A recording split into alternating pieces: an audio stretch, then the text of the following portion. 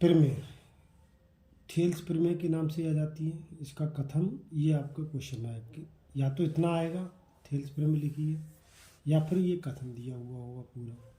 किसी त्रिभुज की एक भुजा के समांतर खींची गई एक रेखा उसी अन्य दो भुजाओं को जिन बिंदुओं पर काटती है वे बिंदु उन भुजाओं को समान अनुपात में विभाजित करते हैं।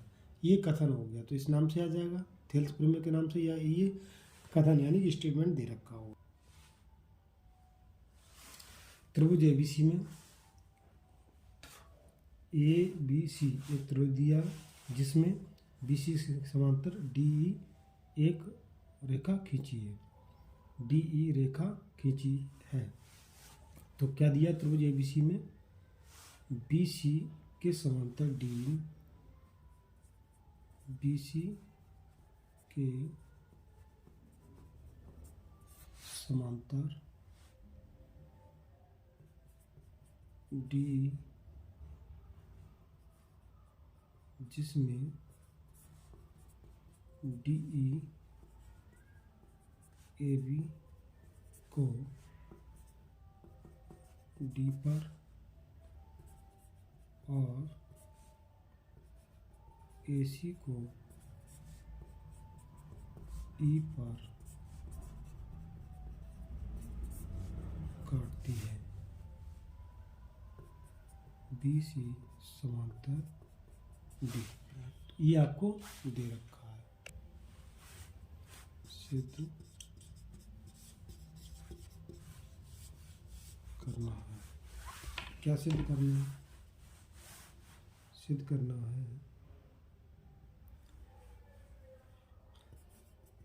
ए डी बटे डी बी बराबर ए ई बटे ई सी। ई सी ये हमें सिद्ध करना है, मतलब उनकी भुजाएं जो होती हैं अनुपात में होती हैं। रचना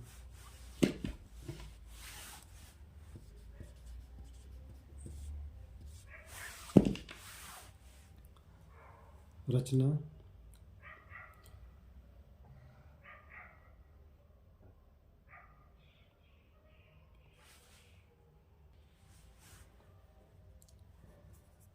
बी ई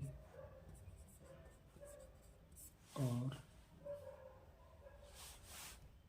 बी ई और सी डी को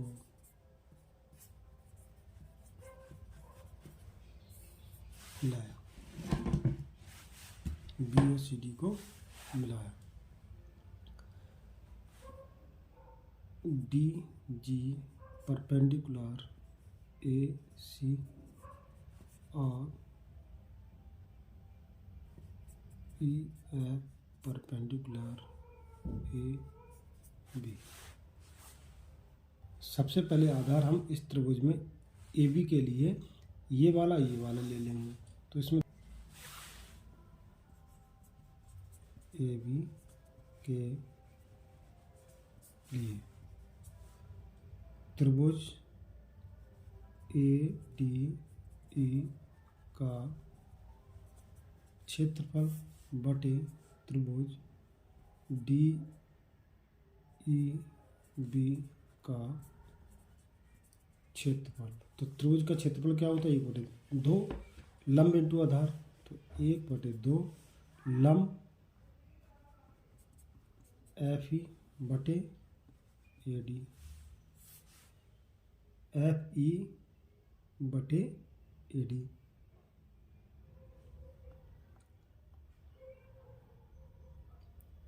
और 1/2 B D into F E. 1/2 से 1/2 कैंसिल, एफ ई से एफ ई कैंसिल, तो इसका रेशियो आ गया ए डी बटे बी डी, समीकरण 1। इसी प्रकार आधार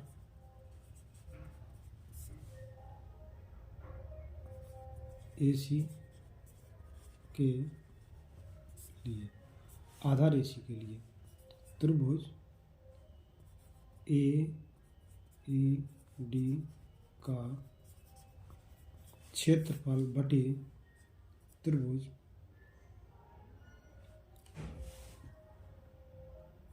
ई बी सी का क्षेत्रफल। तो क्षेत्रफल से 1/2 लंब इंटू आधार।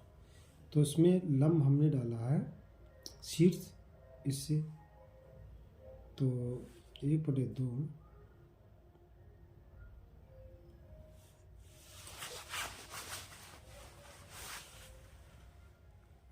1/2 लंब डी जी इंटू ए ई, 1/2 डी जी इंटू ई सी, ये कैंसिल हो जाएगा, ए ई बटे ई सी।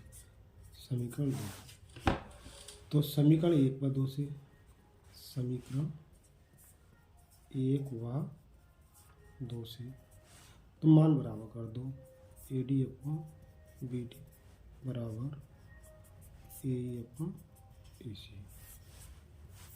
इस प्रकार से थेल्स प्रमेय हमारी प्रूफ हुई। Hence proof. This is the complete solution.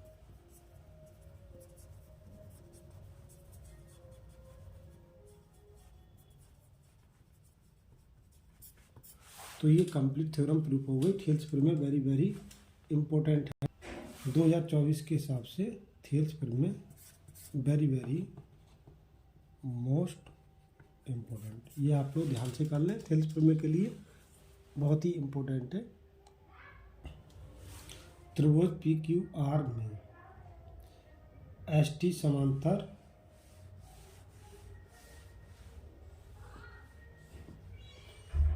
P Q R में क्यू आर समांतर एस टी, क्यू आर समांतर एस टी। तो पी टी का मान ज्ञात कीजिए, ये हमें ज्ञात करना है। तो यहाँ से देखें ध्यान से, ये समांतर इसके है, ये इसके बराबर होगा, ये इसके बराबर होगा। तो यहाँ पर हम थेल्स प्रमेय से ना कर थेल्स प्रमेय के आधार पर सॉल्व करना है इसके लिए। तो थेल्स प्रमेय क्या है,